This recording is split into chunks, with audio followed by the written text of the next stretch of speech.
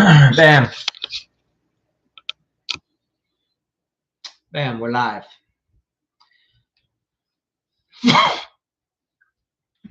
Let's get a couple things set up here. Appreciate your all's patience.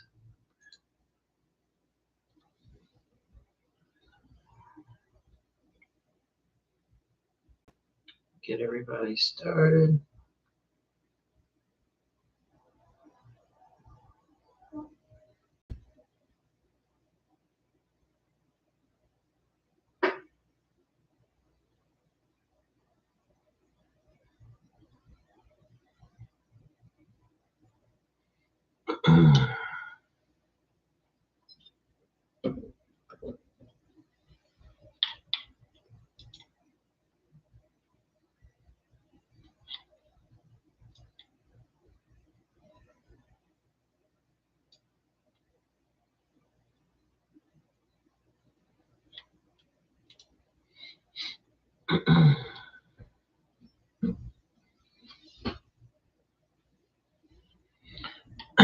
All right.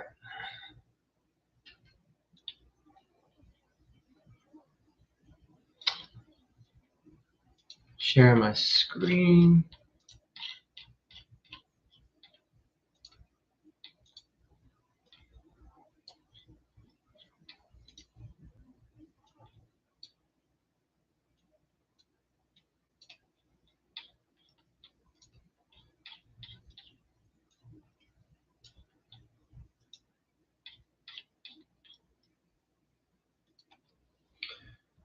Welcome. We're just getting started.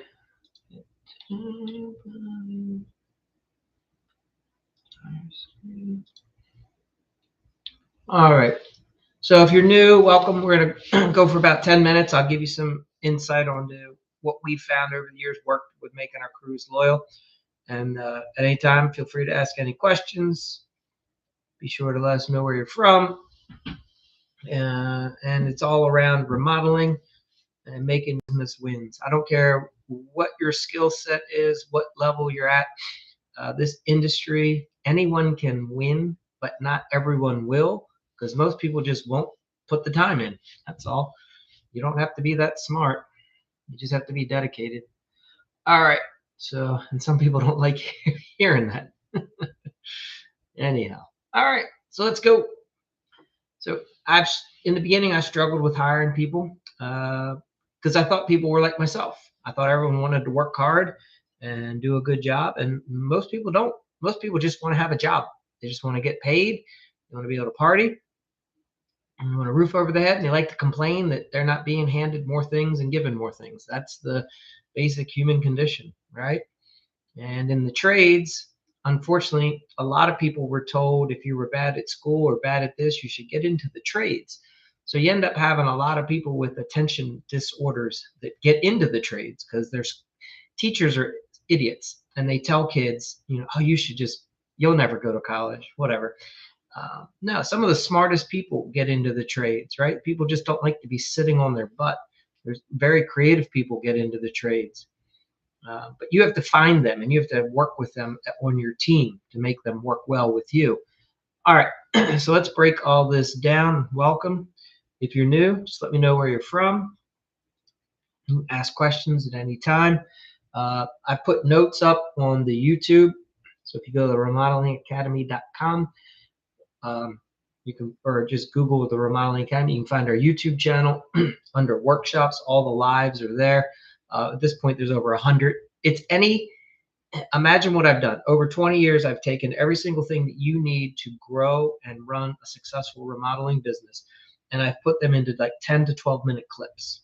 Okay, and every one of them has an AI prompt that runs with it. So literally, you just pick the area of your business that you're struggling in, and you go to my workshop section, and you find the clip. The first 10 to 15 minutes are going to be the theory, and then the rest of the time, if they're longer, is usually question and answer from people that have joined the lives. So pretty simple stuff. All right, let's get started. So look, you have problems with your crews because of you. You're the leader of your team, okay? So you have to get yourself straight, and then your crews will be straight. If you've ever seen someone who has dogs, cats, and their pets are chaotic, right? It's chaos. That's because the person is chaotic, and chaotic has full of chaos, right? A well-trained animal, pet, dog, comes from a person who has discipline, right? Same is true with a business. If you are disciplined with you and how you run your business, so will your crew. If you are chaotic and all over the place and flying by the seat of your pants, because like, let's be honest, a lot of us, we get into the business because we didn't want someone telling us how to do things. We just wanted to run it by the seat of our pants. We just wanted to get up and do what we felt like. That's fine if you just want to be the self-employed guy that works for one homeowner at a time, maybe two, and bounces around. But if you want to build a team, if people are going to be dependent upon you, it's like being a parent and bringing up kids. There comes a point where you have to put in regimen. All right, you have to get responsible and be the proper parent for your children. The same is true as a business owner. You've got to put in structure. People need structure to succeed. Chaos doesn't thrive long. Okay, it can thrive in the moment, but you can't repeat it predictably. So then it's just going to be random problems. And if you've run a business and you haven't put processes in place first, you already know this to be true. And you've probably worked for people like this. There are way more talented people than me at remodeling, and their business just struggles, right? And it shouldn't. They have the ability, they just don't have the discipline. Okay, that's all it comes down to. All right. So why do a lot of guys lose their crew members? It's because they don't lead like a boss, right? It's very simple. You just, I know you want to get in your head and say I can't find any good people. Everyone here wants too much money. No, you haven't figured out how to be a good leader that attracts the right people. Stop believing all this nonsense and telling yourself lies. It's not getting you anywhere except to just more complaints and more disappointment. And if that's what you want, you got it. All right.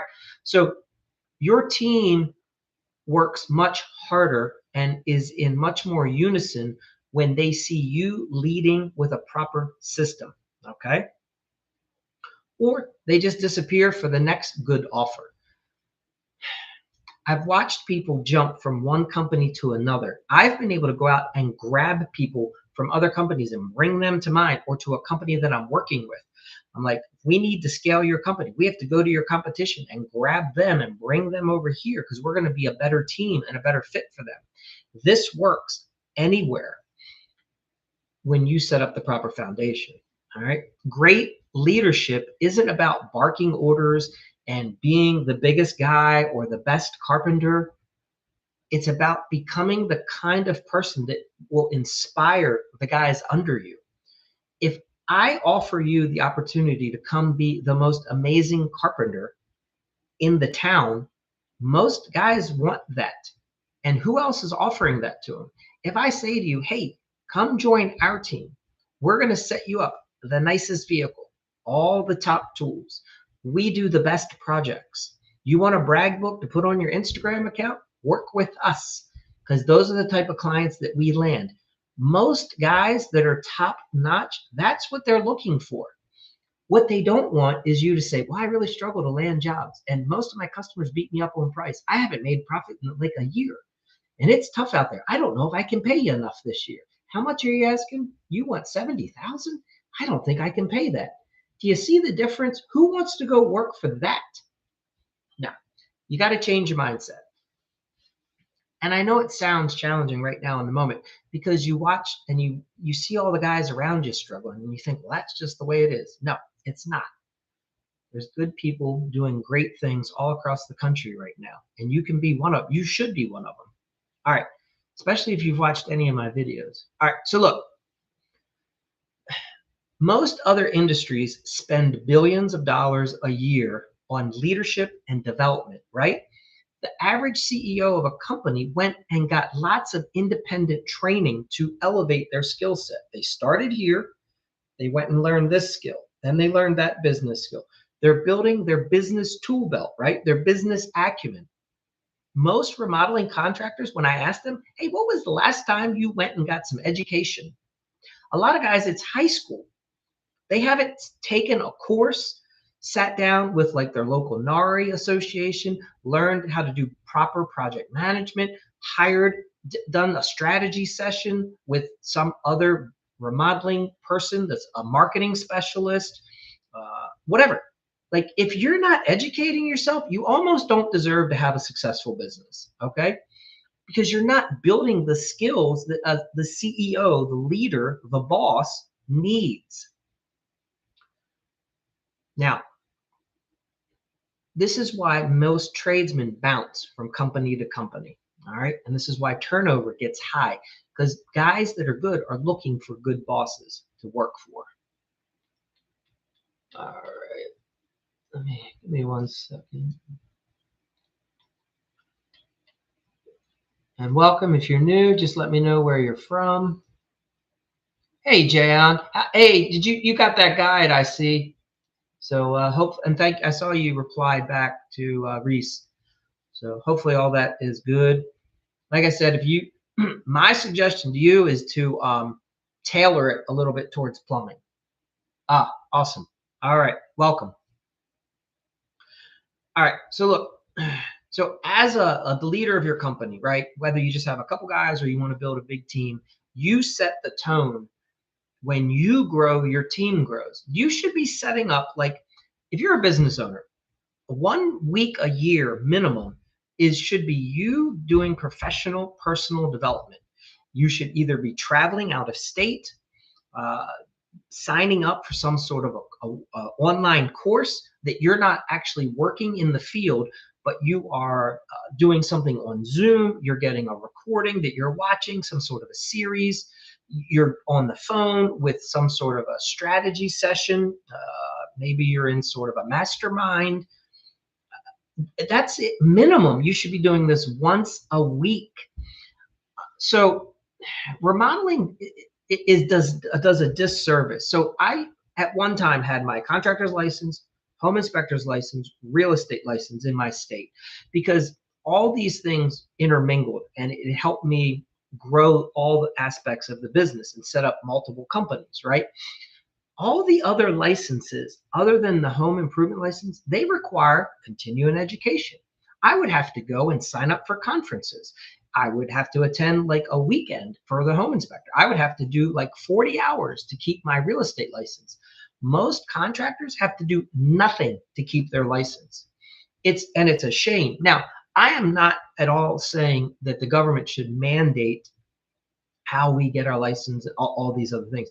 But what I am saying is you owe it to yourself as the business owner to be getting at least 40 hours a year in training and development. Like, I don't know, learn advertising, sign up for somebody's course who's a good advertiser, a good marketer, business organization skills, right?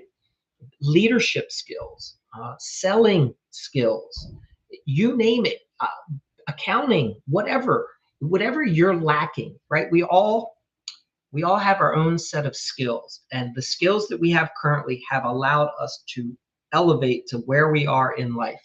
I'll give you an example. So I've been helping other remodelers for years. I strictly was doing it here locally in the tri-state area where I live. I wanted to reach more people. I didn't know how to create a TikTok account and grow it. I didn't know how to create online portals where I could record and put my trainings. So I wasn't able to have clients across the country because I didn't know how to do that. Other people knew how to do it. There's people that have been doing this for 10, 15 years. The coach that I used to hire for my remodeling business, he did it. He was based out of Santa Barbara, California. I would fly out to Santa Barbara every year and spend like 4 days doing workshops with him. And that goes back over 20 years ago. But in my mind, I never was like, oh, I'm going to do what he does. I just knew that going to him, I would come back after those 4 days. And my God, the things that I could put into my business were crazy, right? So I'm sharing from you, like I've had to learn, and it's constant. You're constantly having, if you want to grow. If you're not trying to grow, don't complain that it's hard. It's hard because you're supposed to be growing. All right, I think you guys get that. So we're going to break down 7 loyalty building leadership habits that I would say as a remodeling business owner you should have. And it doesn't have to be like personality and charisma, right? And you don't have to be a motivational speaker. You just need habits. They're the daily habits. That's where success comes. Each of us has our own personality. I've had to actually go and get like public speaking training because I was very introverted. I'm more of a person that likes to be up here. I don't like talking. This is this gets me outside of my comfort zone every day to do things like this. But if you hung around me for the weekend, you'd be like, damn, he doesn't say anything. He's just listening to the music or he's exercising or whatever. Like, so understand that personality is not what a good leader is. It's the daily habits. It's what you're consuming and how you're growing. Okay, so the first thing all leaders should do, and again, this is for your company, your crew. If you have a family, if you have a spouse, you start with stillness. And here's why. Most of us live with constant chaos and noise. The amount of people that I meet and say, hey, have a let's go for a walk and we'll talk. We'll do a walk and talk. They almost are uncomfortable if there's no music playing or no distraction, right? Or if let's say we're doing a retreat and we're going to do it at like a beach town or something, right? And we're just out on the bay and it's just peaceful. It's really hard for some people to relax because they're not used to sitting with silence. And you should know this about yourself. If you're in the vehicle driving to and from job sites, are you the type of person that has to have music on? You have to put on something on your phone and you have to be talking. How often are you able to just sit and allow yourself to process things and reflect on like, okay, how's my day going? What happened in that meeting? What do I want to have happen in my next meeting? I have found that most people can't do that. And that is a good clue to let you know that you've gotten to a place where you're out of balance.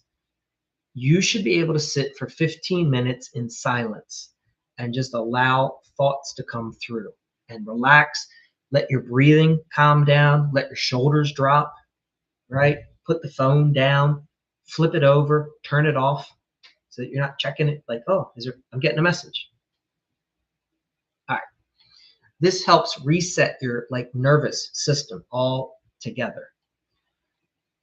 For those of you that live in a rural area, it's nice to just sometimes pull over on a road where there's not a lot of neon signs, right? Like just you can get like the natural landscape, whether you overlook a mountain, there's a lake, some woods, whatever, and just relax for a few minutes, catch your breath. So I recommend that you do this in the morning so that it sets your day off right. And literally, you try just 5 minutes to start. All right. Say to yourself, this is what success looks like today. If these things happen, if my meeting goes this way, if our crew gets this done, if today's project goes like this, if that phone call that I have to make, if this is what happens, that's what success looks like. And if any of you know successful athletes, tennis players, baseball players, basketball players, pitchers, for instance, your top pitchers, before they pitch, they literally have an exercise where they imagine the pitches that they're throwing. They daydream. They future pace the game in their mind. Golfers do this. The golfer sees themselves on the tee box and says, all right, when I get up for my drive and I know I need to fade it this way or I need to hook it or whatever, and they see themselves landing on the green on that par 3. They literally walk themselves through all 18 holes before they ever go play the game. Remodeling is a little simpler.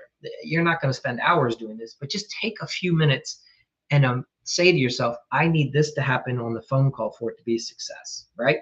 Okay. Praise, if you have employees, if you have children, you always want to praise them in public. When I show up on a job site and one of my carpenters or helpers is doing a horrible job, the last thing I ever do is say anything about it right there. Instead, I look for something positive. I don't care what it is. Like, hey, Joe, you're looking good today. Yeah, the hat looks, whatever. You find something stupid. Always praise in public. Tell the guys that they are doing, thank them for showing up. It might be if that's the only thing they're doing good that day is that they showed up to the job, then thank them for that. Now, if you have to coach them or bring them aside because you want to correct something, that you do in private. You never criticize or critique your crew as a group or one guy in front of another. Okay.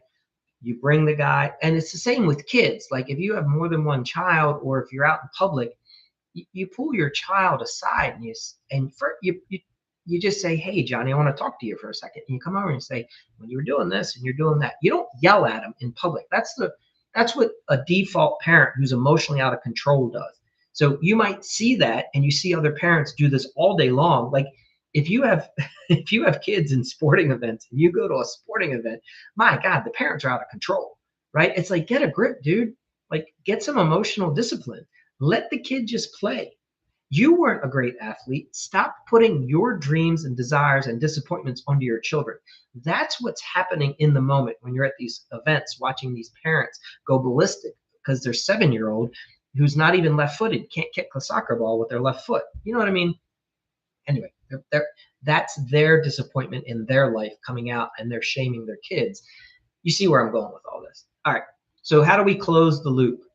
You don't ever leave your team wondering, right? You take the hard steps, you make the difficult conversations, you follow through, and you check in with them and say, hey, I want to talk about yesterday. What's happening for you today? Whatever. You just address the elephants in the room, okay? Don't ignore it.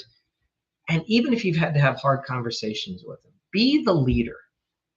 All right, 6, you hold the standard. So the moment that you let anything slide, you lower the bar for the whole team, the whole organization. Be kind, but be clear and have, like, you draw a line in the sand and like, hey guys, this is where it's at. I can still be friendly. I don't have to be disrespectful, but I can have a firm line in the sand. And when the line gets crossed, there's consequences.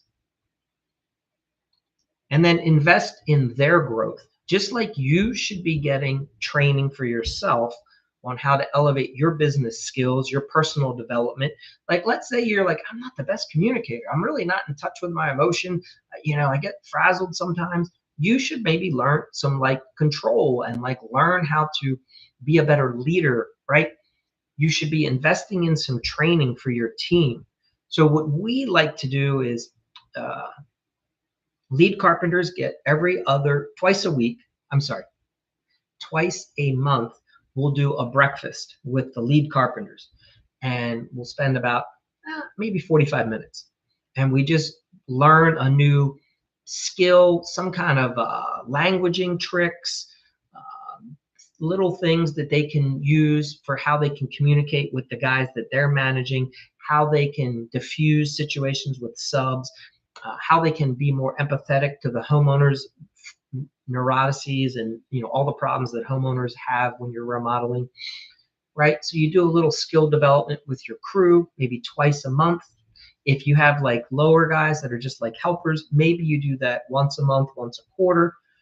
And then you should look for partnering up with the vendors. So in our area, the roofing subs, the siding sub, decking, anywhere you get your supplies, they have sales reps, and they will hold trainings where you can bring your guys, and they will, like Schluter. You want to learn the entire Schluter system because you want to start doing your bathrooms like that? Call up the local distributor, tell them that you need to speak with the Schluter rep, and a lot of times they'll either have a demonstration that they're going to do at the distributor, maybe like 3 o'clock one afternoon. The guy literally will set and build a mud pan right there in the warehouse of your distributor. Or when you build good relationships with these guys, we have the reps come out to our job and do it for us. They show us literally in the customer's house. We have the sales rep from Schluter building the mud pan with our team, showing the guys like this is exact, and we work together. It's an on-site workshop, and we're doing it right there in the homeowner's house. So this is available for all the trades. Your window distributors, your siding distributors, your roofing, they all have sales reps. You should be investing that time and energy into building all of your team, right? So they can be getting skilled from like the best people in the industry on the latest techniques. Um, Simpson, strong tie. If you do any structural exterior work, decks, additions, the Simpson will do tons of training to show you exactly how all the fasteners work in cohesion. So like sometimes it gets complicated when you're a framer, right? And learning all the different new connections that have to be done. So you can have the Simpson rep. They will actually set up trainings, usually at like one of the lumber yards, or you can again have, anyway, you get it. Call to action. So that's what I have for you tonight. What questions do you guys have? Appreciate you bearing with me. It took a couple extra minutes to get through that one. Yes. Yeah. See, that's the other thing, Jan. You can, I didn't even touch on that, but you're correct. If you work with the sales reps, you will be able to get certified. And okay, so like I've gone out to Anderson. You can, all I had to do was pay for a ticket. I fly out to Anderson's headquarters. I spend about a week there, and then I became a certified window and door installer for Anderson. They let you tour the facility.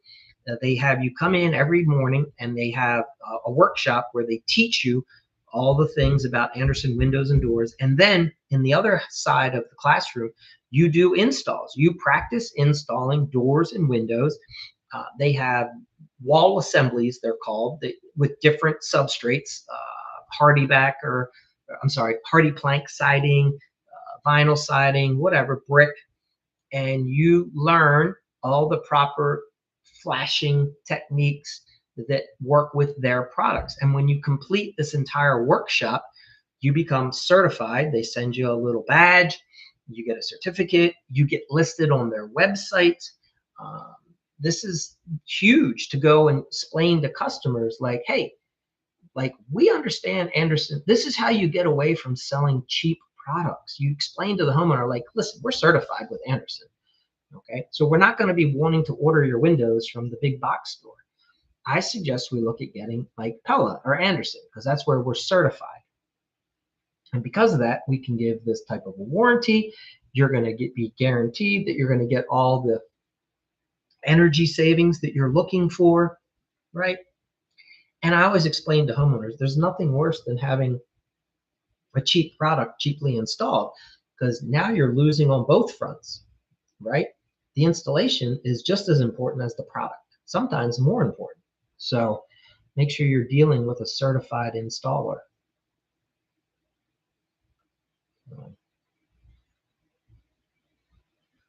Roofing systems, for those of you that do roofing, all the big shingle manufacturers, there's usually 3 components.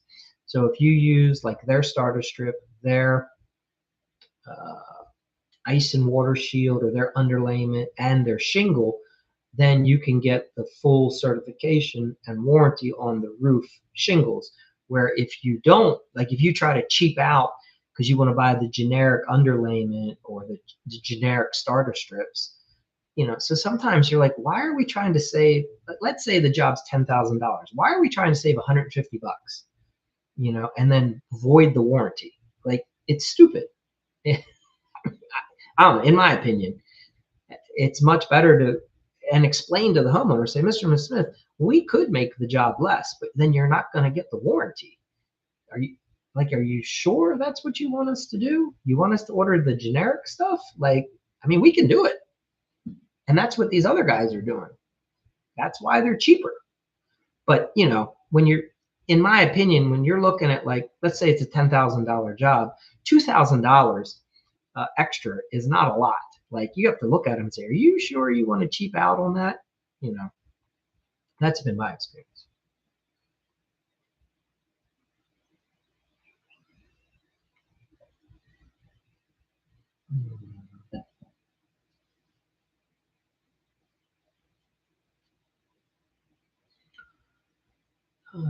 Anyhow, so who all do we, anybody new? Anybody have any questions? Want to share where you're from? Hey, Jayon, I got a question for you. The state that you're in, do you guys have regulation over how much you can collect as a deposit? So, for instance, our home improvement commission in our state, they recommend a third, like 33%, okay, is what the homeowner should give to the contractor as the initial deposit up front. Like California, I think it's 10%. I think Las Vegas for certain contractor license, nothing in the plumbing law. Okay. Yeah. Do you do a third? Do you do no deposit? Do you do 50%? What have you, and I'm sure, and I get it. It probably varies based off of the project and whether you're working for the GC or the homeowner. But when you work for the homeowner, and I guess let's say like if it's a bathroom job, and what I mean is not just a service call. I'm not referring to like, hey, you're going to come out and repair their toilet, snake it, maybe replace the whole thing. Like if you were going to do a bathroom project where you're, moving the fixtures, um, handling the tile work, what would you typically charge as a deposit for that situation? Couple days, nothing. Okay.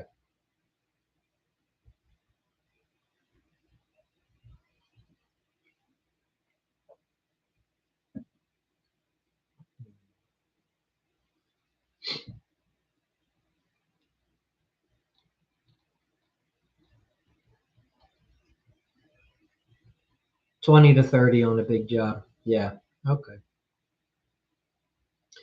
Yeah, that's what we find like 30% to be best. And then the way we handle it is if it's a heavy material job, like a kitchen, a bath, then the day that most of those materials get delivered, we bill another 30 approximately. I like the 30, 30, 30, 10, right? So 30, 60, 90, and then 10% at the end. And usually we try to build that second 30 rather quickly. Because for us, when we're supplying a lot of materials, all your expense comes at right away, in my experience. So the day I start or the before a bunch of material are bought. Okay. Yeah. Yeah, I don't like having to float a lot of jobs. And you know what's interesting? I only had trouble getting money the first like I don't know, first few months. I think it was because I just wasn't I think it was just my presentation. I wasn't confident enough about telling them like this is how we do it. I was new and I was a little worried. I wasn't sure how to do it. And I was like, I don't know, we should get like a third and why don't you just pay me another third here? But I'm like after like 6 months, I think we pretty much just shifted. And I've never really had a problem with homeowners. Yeah, that's real. Okay. It's interesting. Over the years, so 2010, when the economy went to crap, I probably had 10 clients. Exactly the problems were us. The only payment issues we ever experienced was between like 2010 and 12. I probably had 10 jobs that just calamity of problems. Like literally, we were doing somebody's basement, and both the husband and the wife lost their job while we were putting up the sheetrock within like 3 days of each other. We worked there for like one more week, and then they canceled the job. And then I think they lost the house later that year. The basement never got finished. But we got caught up. They paid us for what we did, but we didn't finish the project. That was my experience. I had one guy who he was self-employed or a partnership, and he owed me us $3,000, and it took me 18 months from the. I had to go to his work to get him to pay up.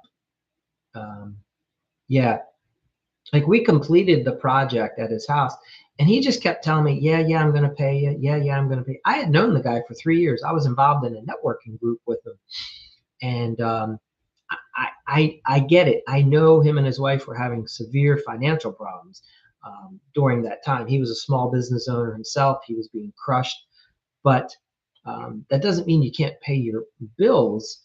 And like I was like, hey, you can do like installment plans. Just send us like $100 a month until it's paid off, whatever.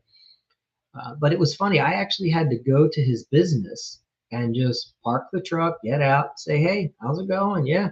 And just hang out. I hung out in the store for like a half hour, came back 3 days later, did it again, came back the next week, hung out again, came back one more time, just said, hey, how are we doing? When are we going to get paid? And then he finally paid it. But it took 18 months.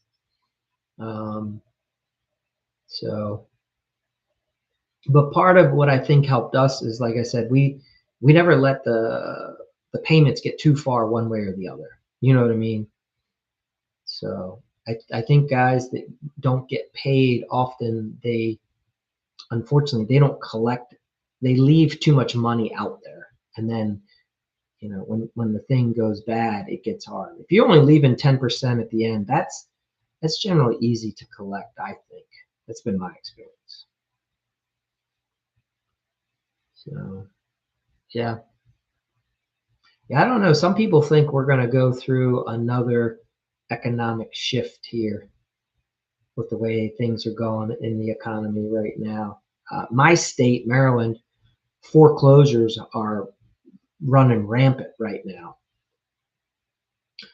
We have a lot of government people, and apparently a lot of them, when the fat got trimmed, a lot of them lost their jobs. And a lot of them were overpaid anyway. I mean, like you have to look at sometimes just the way it is. Like when you saw what some of these people, when we would meet with homeowners and we find, oh, so tell us, where do you work? What do you do? Oh, you work here. What do you do? And how much? Like you look at their house, you're like, you guys can afford $1 million house and you work for the government doing what? So some people, I think, we're living a little bit of a fantasy. It's not that I don't feel bad for them, but I'm like, let's come back to reality. Like the average person that doesn't get paid that kind of money to do what you guys have been doing. So that's just what's happened in our area.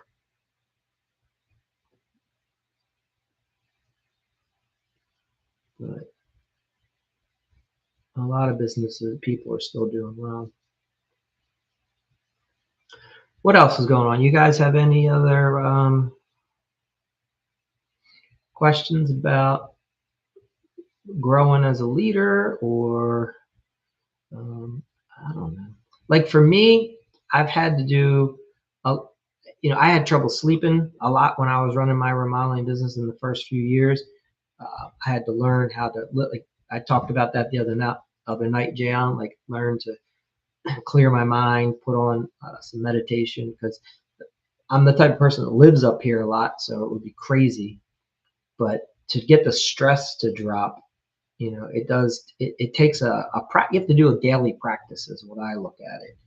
But man, once you get to that point where you don't carry the burden. This was a trick somebody taught me.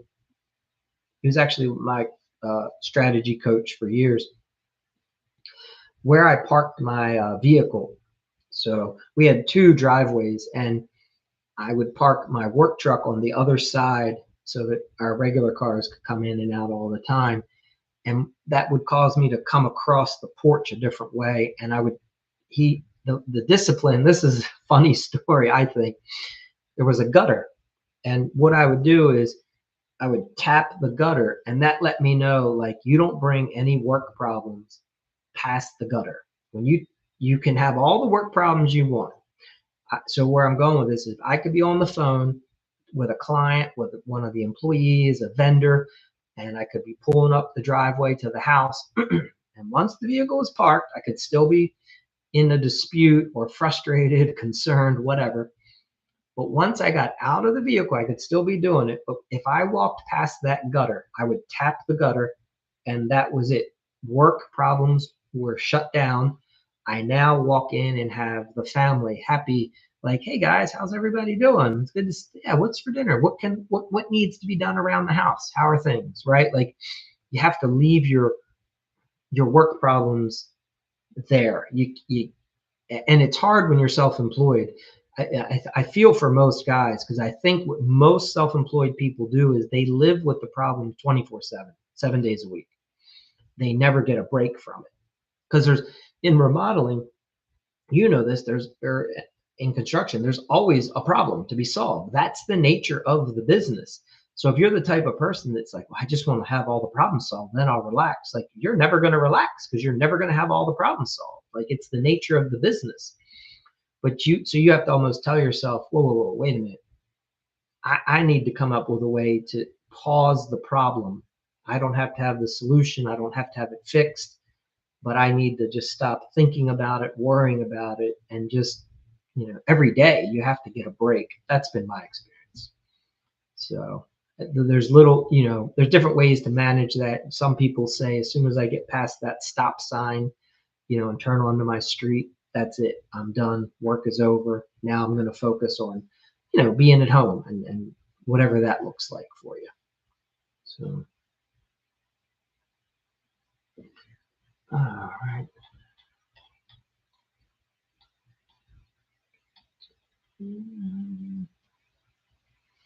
Who else? Anybody else have anybody want to share where they're from, what they're working on? How are you guys finding the economy right now? I'm finding that it's good where I am. I mean, several of my neighbors all have like are working on doing projects. Like we have one neighbor looking to get their roof replaced. We have friends, they're getting their roof replaced.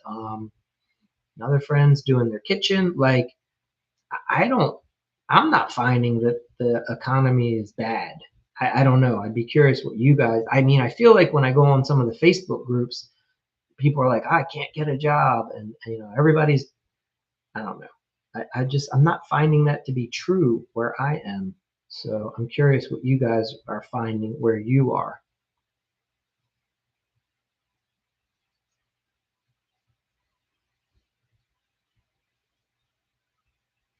Yeah, seems okay. Yeah.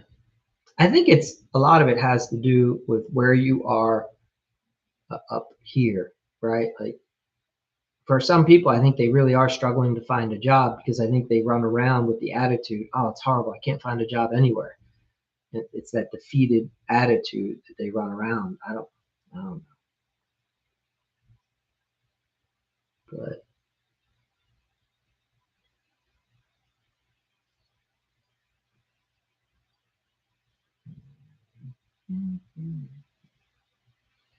the other thing I'm noticing is that I feel like more contractors nowadays have nicer vehicles. I don't know if I'm just more cognizant of it. I don't know.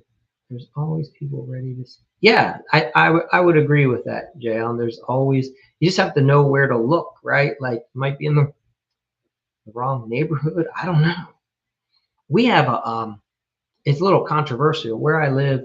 You have to drive through some farm air. Well, uh, it used to be a huge farm, and they sold it off several years ago. They're developing like 3,000 homes. Um, and these homes are close to, I think the townhouses start at 700,000. Single families are a million, I think, up one up. Anyway, maybe I'm a little high. Maybe it's just a little bit less than that. For these are like these are houses that don't have big lots. Um, it's a overpopulated one of these communities where it's like they just jam pack everything in. They now have their own Starbucks. They have their own fueling station put in down the street. Anyway, they're trying to make it like its own little community. But I mean, the property value, what they're selling these for, are huge. You're in the country. Okay. Yeah. Yeah, I mean, it's a big deal. So for me to get to my house, we have one main road that we have to probably travel on for over, I don't know, 15 minutes or so. Like it couldn't support all. What they did is they're building this development off of, it backs up to where we are, but so we can see all the homes being built, but they're not allowing that community to access our road because it's a little rural. It couldn't support the traffic. Okay, 350 to 550. It was interesting. There's another guy on TikTok. He's actually from Maryland originally. I think he lives in South Carolina now. He does real estate investing. He's gotten big into Airbnbs, but he did a breakdown video. It's pretty interesting. He was showing what you have to earn in what state you live in to be able to afford the average home. Like he had everything. He was showing you this is how much the average person's spending on their homeowner's insurance.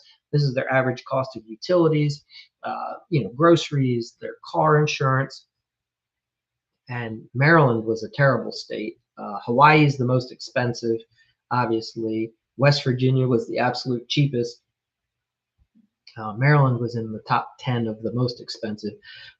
But what it was showing was for the average homeowner right now to be able to afford the typical house that's for sale on the MLS, which is the multiple list service where they get this data, the family had to be earning $259,000 a year just to be able to afford the house.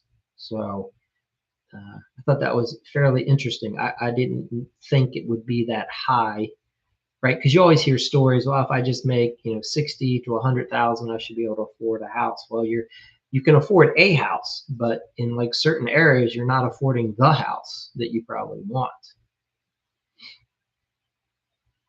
Yeah, the whole family, right? Like I think you're seeing a lot of that. That brings up. I'm going to do a video on it. It's in my file here. Right now, the Gen Zs, there's a new trend happening. And this is important for remodelers to understand this. I've talked about some of this before, but you're seeing it more and more. So right now, a lot of these young kids can't afford the house, but their parents can. So their parents are co-signing the loans so the kids can get these houses. So if they're going to do remodeling work, you're going to have to work with the parent as well. Now, the parent might be out of state. So you're going to probably have to be doing like some Zoom calls and, emailing or whatever. So it's going to get interesting for some remodelers that are reluctant to be technologically up to date, that, because you're having a lot of kids that they're not the sole owner of the house. So it's them and their parents are both on the mortgage. And the parents are really the ones that the kids have jobs, they make money, but they can't. The money that they make can't afford them the house that they have, nor can it afford the remodels that they're having done. But it's the parents that are, cashing in on their retirement funds or, life, their home equity, whatever. And they're helping pay for all these projects for their kids. So it also shows that you should be, advertising online so that you can help attract those parents that probably are actually doing the shopping for the kids. It's crazy. That's not I didn't live, my parents don't do that. Like we have a much more independent relationship, but it's just a different generation.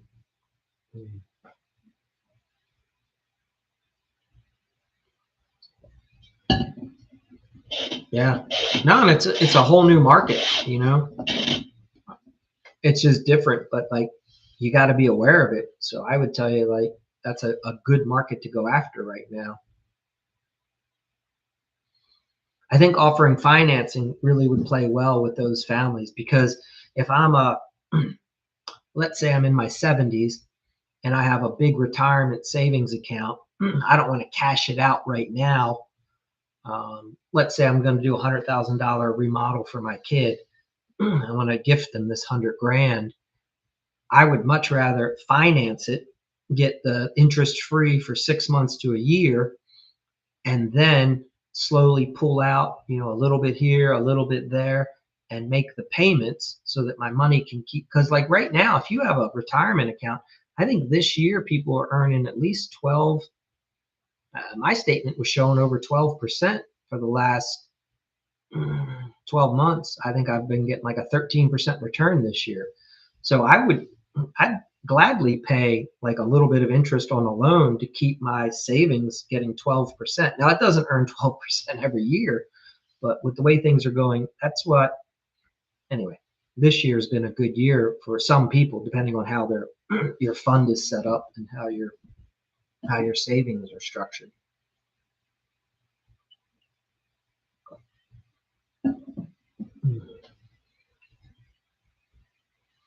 All right.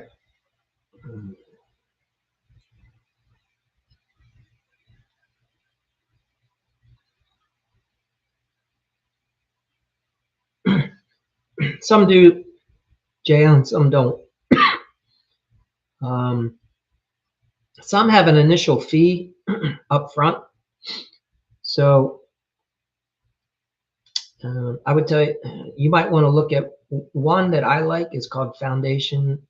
It's called Foundation Finance. I've talked with the guy. I haven't personally used Hearth. We've offered it. That one I think has the fee. So, but here's the thing. For some of these companies that do have the fee, you can wait till you land the first client that needs the financing and then pay the fee then. If you follow me, this is what I'm saying. You can market yourself that you offer financing. And then when you, the way most of these companies are working right now is you are talking with the homeowner, and let's say it's a $30,000 bath remodel, and they're like, well, Jay, that's a little high. I don't know. And you're like, well, what about monthly payments? What could you afford as a monthly payment? And if they can make monthly payments, then this is where financing comes in real handy, because a lot of people have money. They just don't want to take it all out. They don't want to pull everything out of savings or whatever. It's they're utilizing that money somehow, but they make money every month on their investments or their income at their job. So they can probably afford like a $300, $600 a month payment. So anyway, where I'm going with this is you then have them typically either go to a website or they call into an 800 number. They only have to answer a couple questions and they'll know generally within a rather quick, possibly even right while they're on the phone, whether they're going to be approved or not. And then, so you can find this out right while you're in the home with them. And then they'll get a code. It'll say, yep, we're approved for $50,000. So then you can say, all right, we can go ahead and we'll get the paperwork set up. And then you'll call your rep from that company and get your account set up. And yeah, it might cost you, let's say $1,200, but you are now being able to, if you're strategic, you're incorporating the finance fee into the cost of the project. Because what you'll find is when a homeowner charges something, they're willing to spend more money. And if it's a $30,000 job, you'll easily be able to add another $1,500, $2,000 into it, no problem. Even if it's a $15,000 job, a $5,000 job, you should easily be able to add $500 to $1,000 into your. If you price it properly from the beginning, you shouldn't have trouble making what your fee is to be set up to offer the financing to where that client is compensating you for it within your project, right? That's because you're giving them the benefit of being able to finance the job.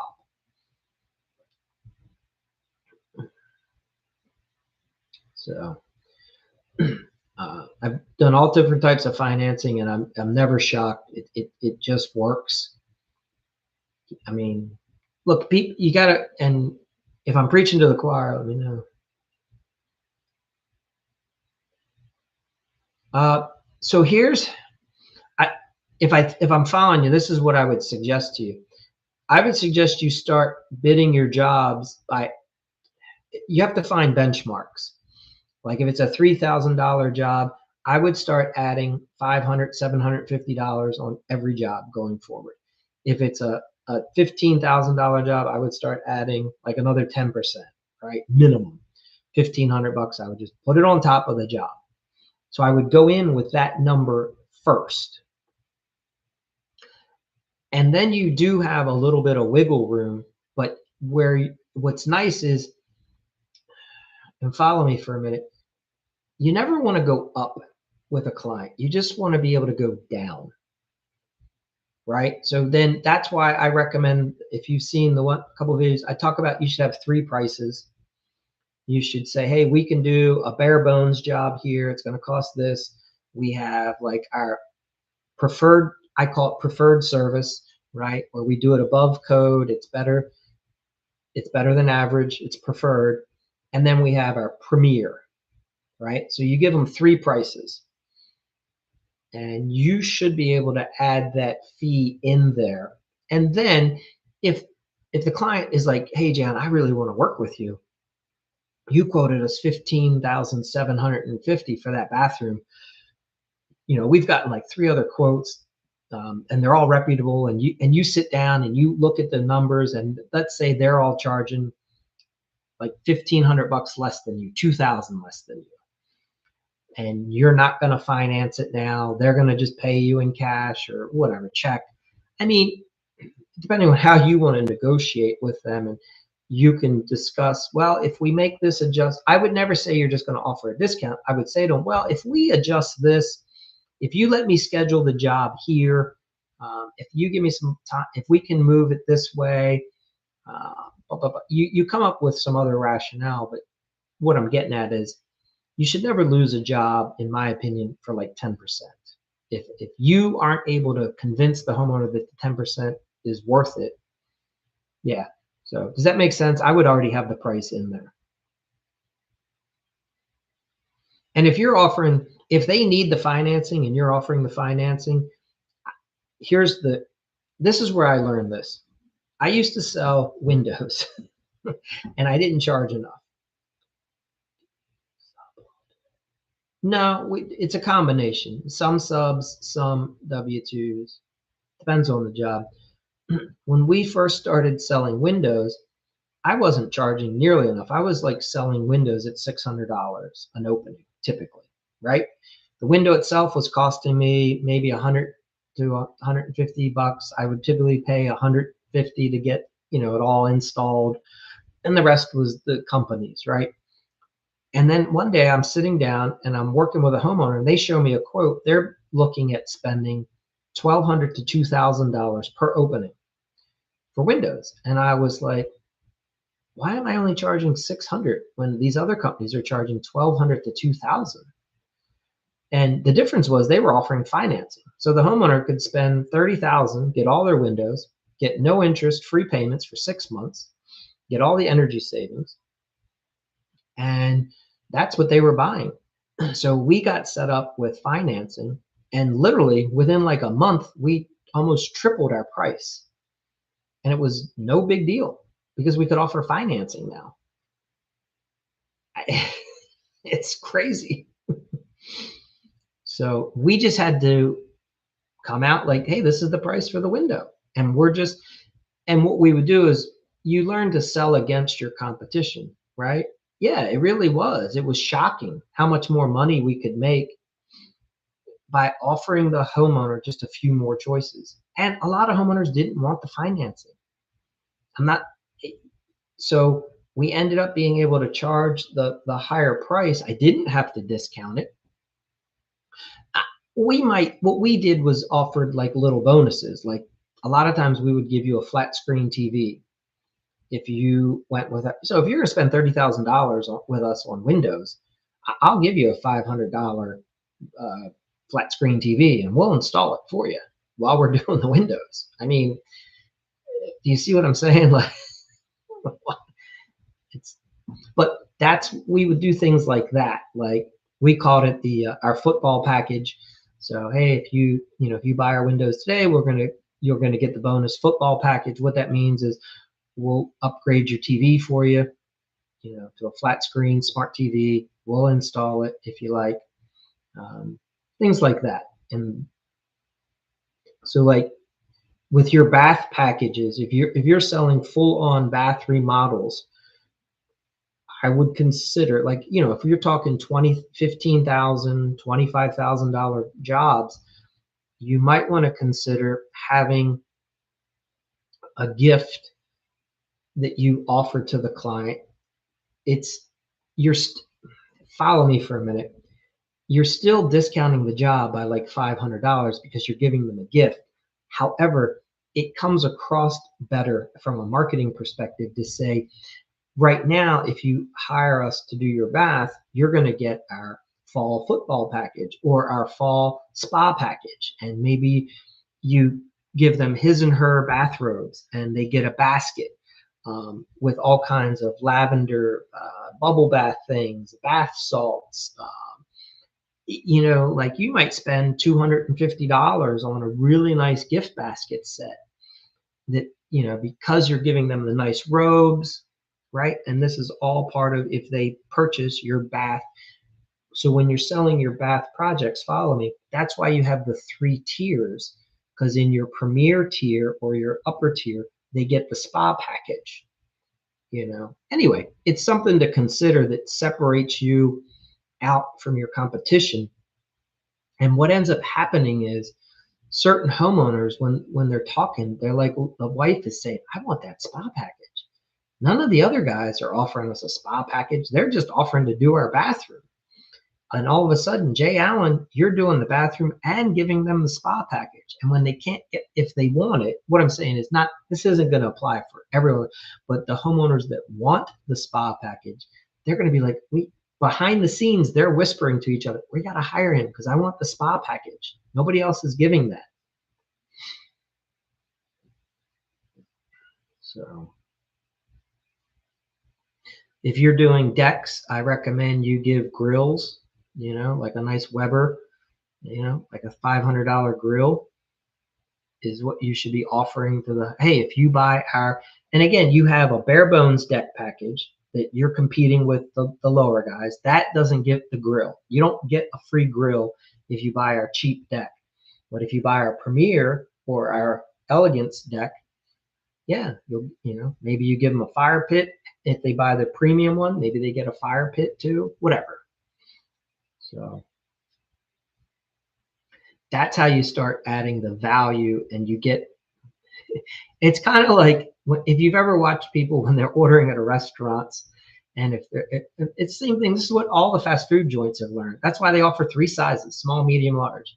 And then they have the value size, and then they have the package where you get the drink, you buy it all together, because nobody wants just the small Coke. Nobody wants the small French fry. You offer it, you're like, well, here, we have it, sure. But when you offer the 3 things, most people never pick the bare bones one. They don't want that.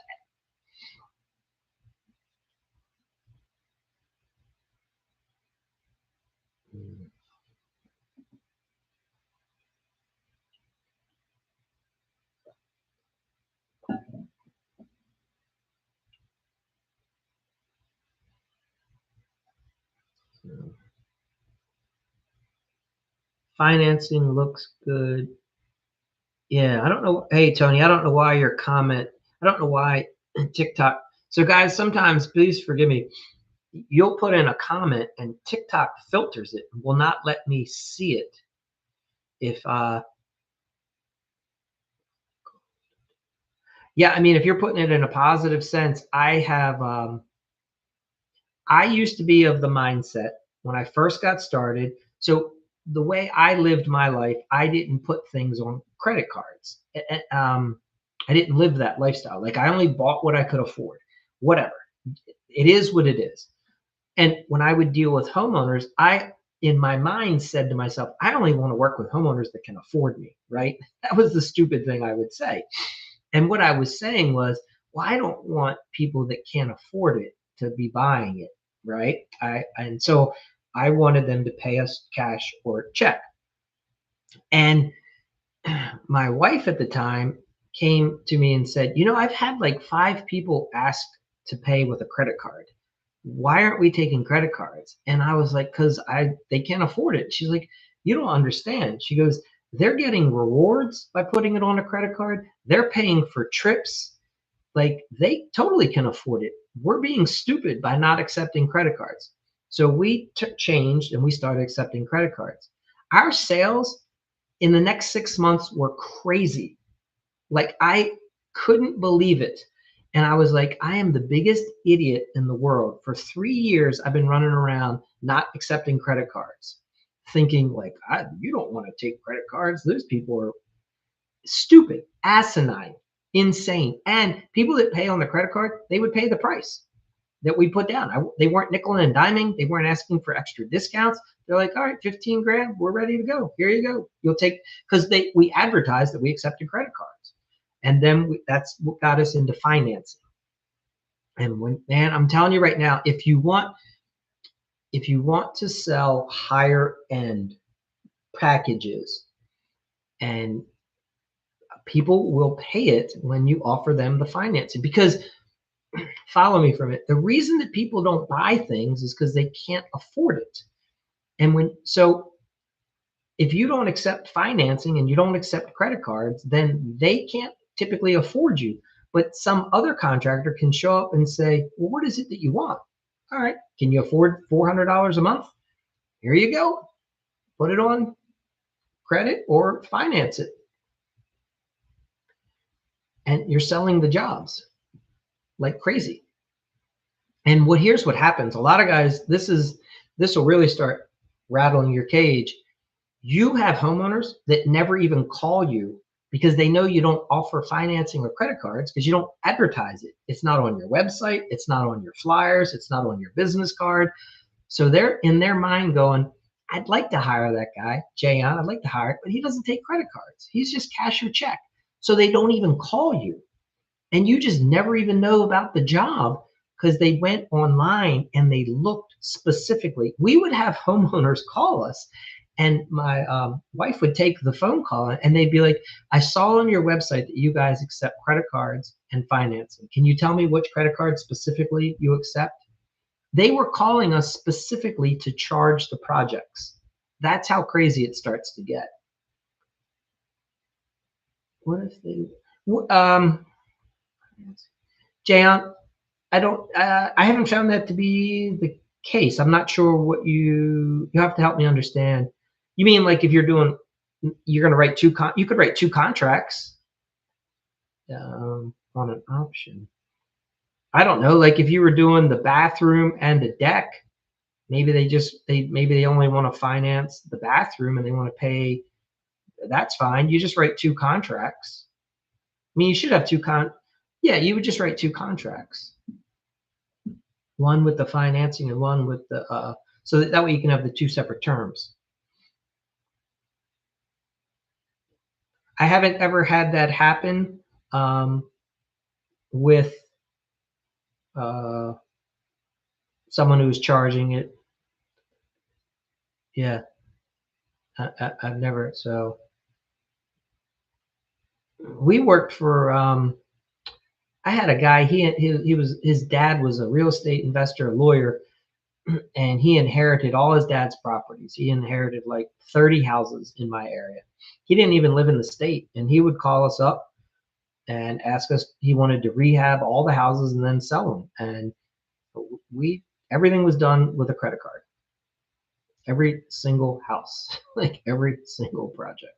We would have never had his business had we not, and it was a lot of houses, had we not accepted credit cards. Because he was using the credit cards to get points, and he would take vacations. Like, he's putting $30,000 on the card this month, and that gets him a bunch of reward points at like Marriott. He's flying for free to take his vacation because he's charging the remodeling project to his credit card.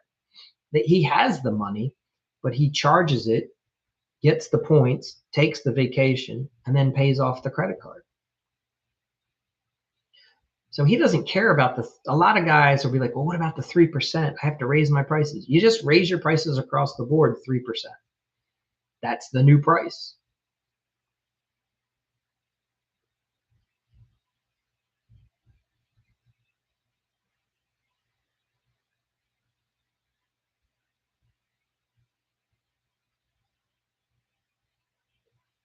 Yeah. Um, yeah, a lot of homeowners, exactly. They're getting the cash back if they're using their credit card. And you got to say to yourself, like, we're, I don't know your average ticket size, but if it's like $3,000 or more, there's a lot of people that want to charge that. They want that cash back. That's what they're looking at.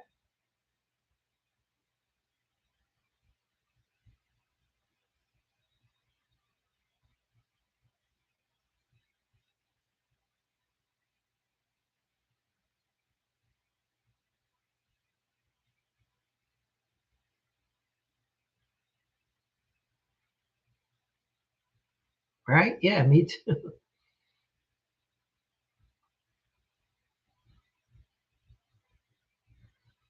Yeah, I mean, when you, again, 10,000, 20,000, 100,000, it really starts adding up. Especially if you have like homeowners that work for corporations, that if they do, or if they have, if they're business owners, they have American Express cards. Like, these people are used to charging a ton of money. I mean, some of these guys have 75, $150,000 monthly limits on their credit card. So,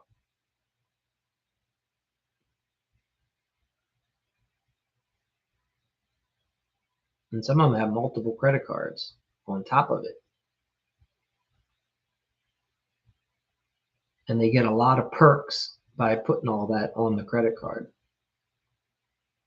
They're only going to certain hotels. They only fly certain airlines. Like, I have a Capital One's card that I use, and all the rewards go to. For me, I can use Southwest as a hub where I'm from, so I can fly out on Southwest if I put in all that. So if I was going to do like a $30,000 project, I'd be saying, shit, where do I want to go on vacation? Like, I could get 2 free tickets by charging that to the credit card.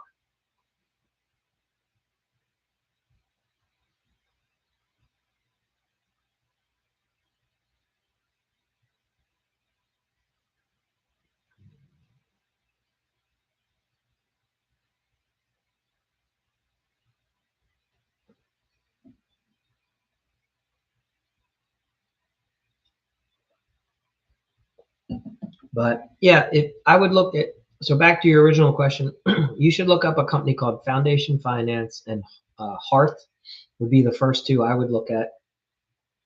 If you, I think you told me you might work with Citi or Chase. I would talk to your bank. They probably don't offer it, but like my local bank has a division that can offer. I can offer financing to homeowners for remodeling projects. So, and there's a ton of these companies out there. Um, I should probably do a little update and do a video and mention a couple companies specifically at some point in the near future. Um, but I would look into foundation, yeah, foundation finance first. So, and here's what, and this is going to shock you. When you talk to some of these companies, some of them will share. So, for instance, the reason I got set up with foundation finance early on is I remember two of my competitors were offering financing on these window packages. And I was like, we got to find a finance company. So I started calling around, and I talked to this guy at Foundation, and he said, where are you from? And I said, well, I'm in the Towson, Baltimore area. And he's like, I represent like most of your competition. And I was like, and he's like, Long Fence, this company, that company.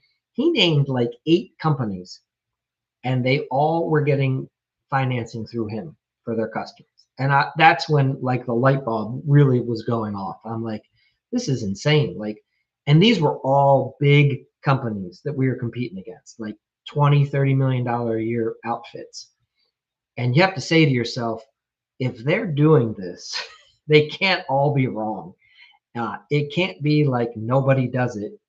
And he started saying, he goes, look, I can't tell you what any one company's numbers are, but he goes, Mike, these companies are doing millions of dollars a month on finance charges or sales.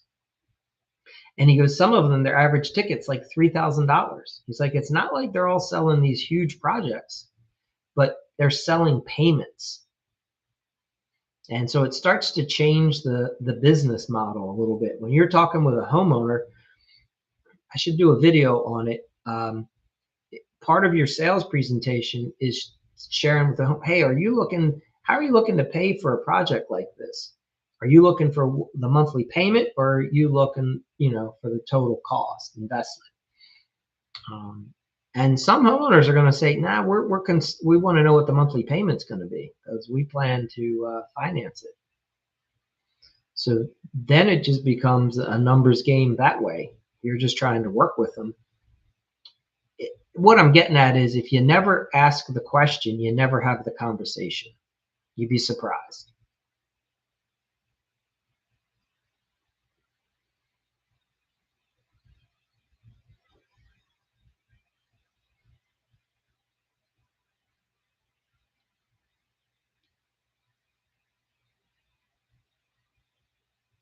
Thank you. No.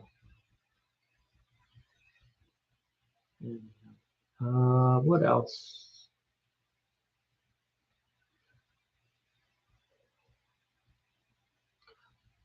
Well, that might be it for tonight. Let me look what's on tap for tomorrow.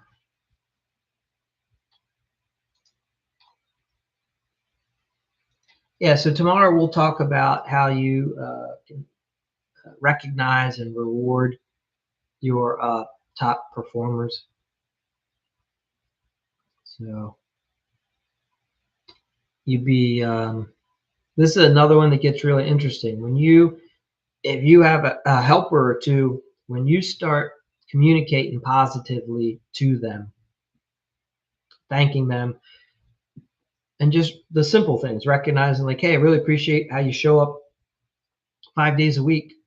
Like, these are simple things, but not everyone can do it. Like, just having an employee that shows up Monday through Friday on time in a mindset where they're ready to work and is not constantly distracted on their phone, doesn't have a bunch of drama issues. Like, we live in a society now where like that sort of needs to be praised. Like, you should be very thankful that you have that employee, because it's a disaster out there. A lot of small businesses, the getting an employee to show up consistently is crazy. For some reason, the average mindset of an employee is like, I'll show up when I want to show up, whatever.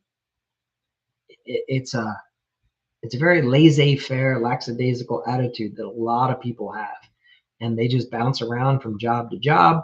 So anyway, if you're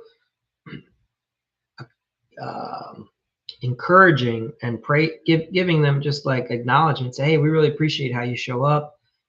It reinforces that positive activity, and you'll find that they start, my experience, you get more of that from them, right? They want to, especially if they don't get a lot of positive encouragement in their life, in their other relationships, home life, family, whatever. If you're the person that's providing them like some positivity, reinforcement, encouragement, teaching them, allowing them to develop as a person, like, where else are they getting that? And they'll end up really enjoying what I find, working with you, for you, and then the output, their attitude, it all just grows and compounds on top of each other. So we'll talk about that tomorrow, and maybe, yeah. So I'm telling you, getting good employees is not as challenging as it may seem at first.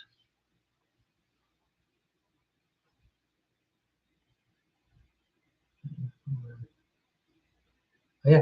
Any other questions, concerns? Let me see.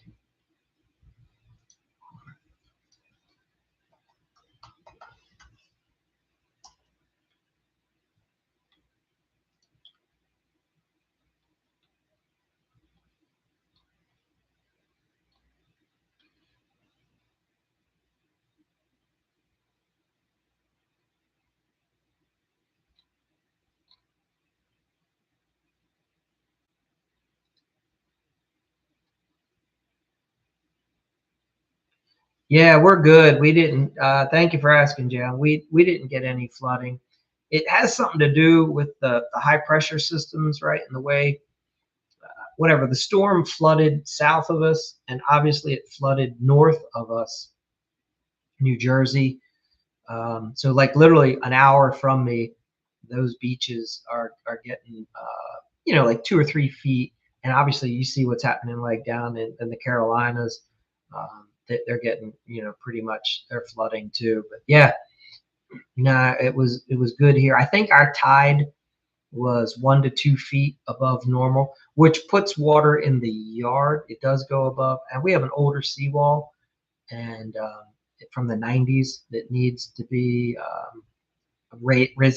rose as what elevated 1 foot because of the the sea levels are rising. Like that is so in our area.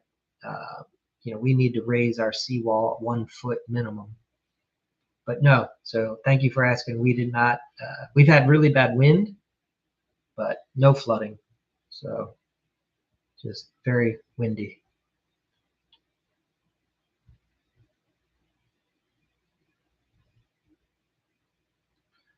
I'm looking, Jay Allen. I have a application from Hearth regarding finance. I'm looking over it to see if they're charging a fee to contractors, and I'm not. I think they do. So, but that's another company to consider reaching out to if you're gonna.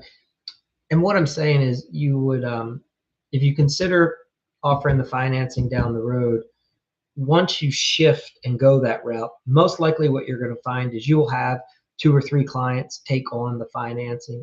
Again, if you're selling to the homeowner directly, right? This obviously is not going to work on the GC, but you'll be shocked. It's like anything else. Like think about it this way. This is what gets fascinating. You've gone out and bought tools, right? Like you have the Uponor tool. Do you use the Milwaukee one that does the expansion for the fittings so that you can? How do you use? Is that what you have? The Milwaukee the little 12-volt cordless tool that does the Uponor fittings.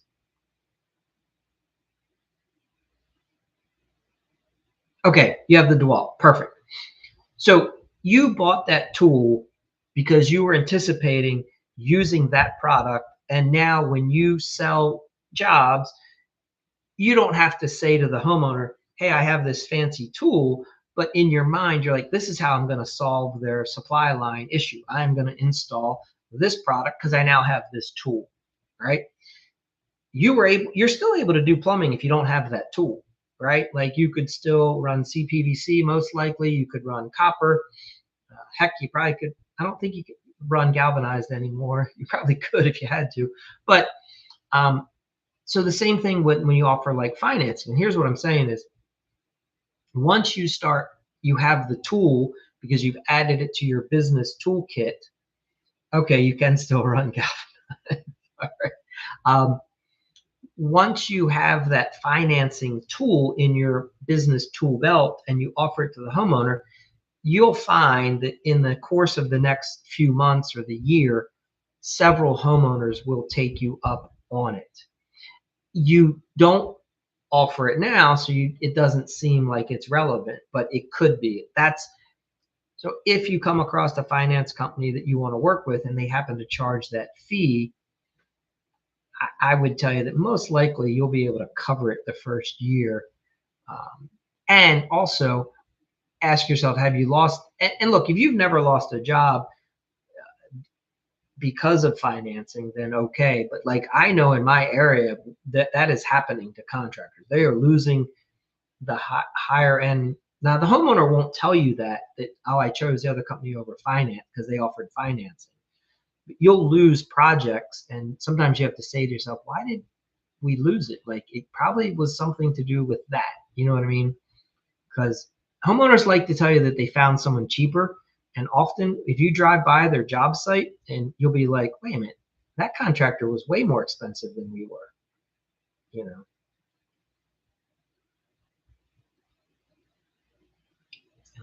Yeah. No, I hear what you're saying. Yeah, you'll get you know, some of them just charge you a little fee, but you'll be shocked. So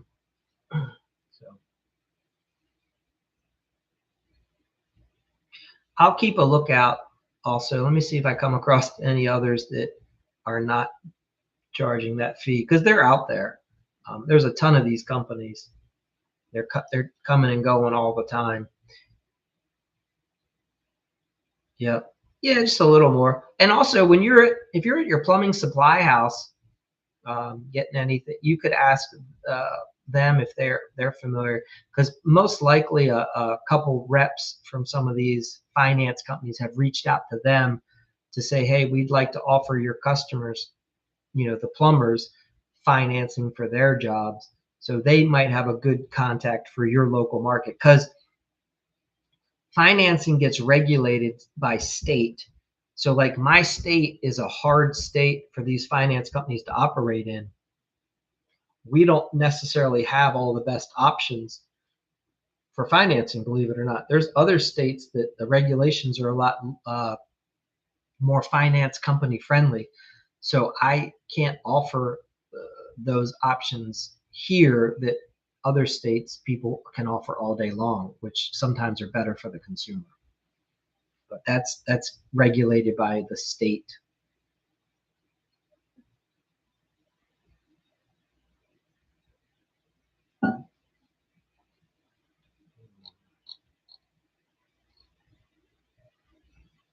So, all right. Does anybody else have anything they want to go over real quick? Any questions burning them out? Anything frustrating you about being in the remodeling business?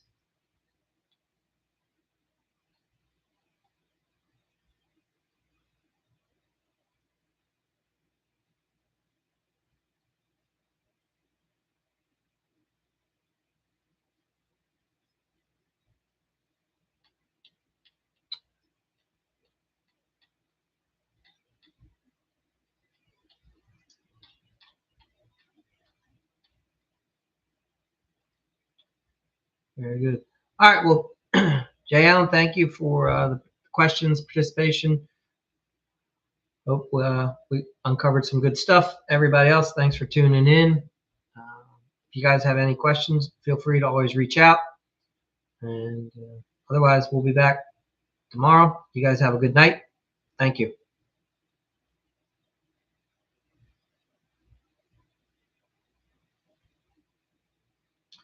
Hey, Lauren, thanks for joining. I'm signing off for tonight. So appreciate you being here. Thanks, Jan. You guys have a good one.